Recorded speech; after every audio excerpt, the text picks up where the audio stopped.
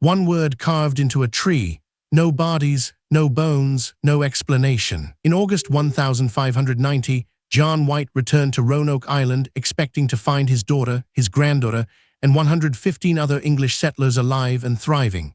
Instead, he found only forest reclaiming the fort, and a single cryptic message, the word Croatoan etched into a wooden post. No distress signal, no bodies, no graves, just silence and a mystery that would consume historians for over 4 centuries. Everyone thinks the lost colony of Roanoke was simply abandoned or destroyed by Spanish raiders. They're wrong. The truth is far stranger, and it begins with understanding who these people actually were and why their disappearance still haunts us today. In 1587, Sir Walter Raleigh funded an expedition to establish England's first permanent colony in the New World. Around 117 men, women, and children boarded 3 ships bound for Virginia, a name chosen to honor Elizabeth I, the Virgin Queen. They arrived at Roanoke Island, off the coast of present-day North Carolina, in July. The leader was John White, an artist and governor with a vision of a self-sustaining English foothold in the Americas. His daughter Elena was pregnant. His granddaughter Virginia would become the first English child born in the New World. These weren't soldiers or fortune hunters. They were families, farmers, craftsmen, people planning to stay. But the colony faced immediate crises. The supply ship from England was delayed. Relations with local natives deteriorated after a nearby tribe was brutally attacked by English soldiers. Food grew scarce. By August 1588, White decided to return to England to secure reinforcements and more supplies.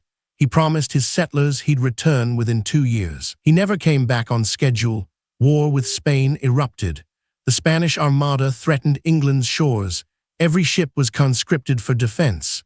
White remained trapped in England for 3 years, 3 years of agonizing uncertainty, watching his family and colony slip further into the unknown. When White finally returned to Roanoke in August 1590, he found the settlement overgrown.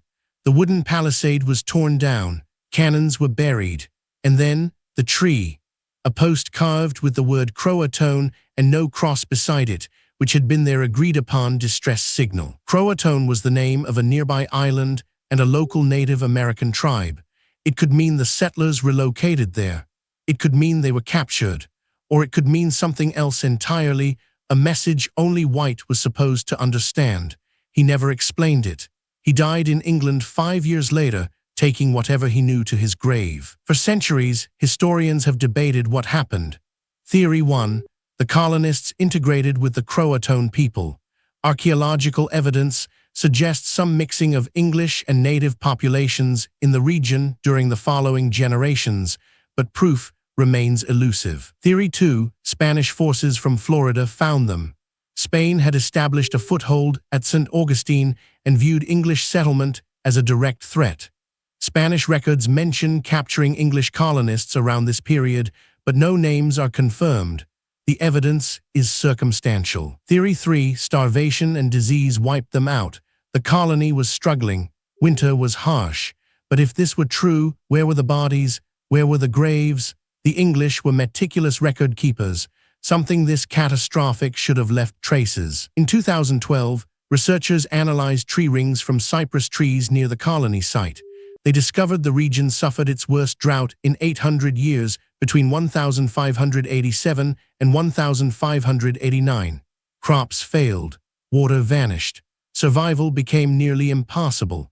This wasn't the settlers' fault. It was a meteorological catastrophe they couldn't have predicted. Some researchers now believe the colony fractured. Perhaps some went inland. Perhaps others boarded a ship and sailed north toward Chesapeake Bay, where White had originally planned to settle. Perhaps they split into groups, each trying to survive by different means. The Croatoan carving may not have been a distress signal at all. It might have been a simple notation, a record of where a portion of the colony had gone. Without a cross carved beside it, it wasn't a cry for help. It was information, a breadcrumb left for whoever returned. What makes Roanoke truly haunting isn't the mystery itself, it's what it represents. These were real people. Elena White bore a child in a hostile wilderness. Families planted gardens expecting to harvest them. They made plans for a future that never arrived, and then they simply ceased to exist in the historical record. No definitive answer has emerged in over 430 years. DNA evidence remains inconclusive. Archaeological digs have uncovered artifacts, but no smoking gun. The colonists of Roanoke remain suspended between theories, neither fully explained nor completely lost, but existing in that unsettling space where history meets mystery. What we do know is this: 118 people disappeared from historical record in the span of 3 years. One word, Croatoan, is all they left behind. And despite centuries of investigation, we still don't know if that word was hope, a location, a warning, or simply the last message of a colony that chose to vanish into the American wilderness and become something new. Subscribe for weekly deep dives into history's unsolved cases, because some mysteries never truly get solved.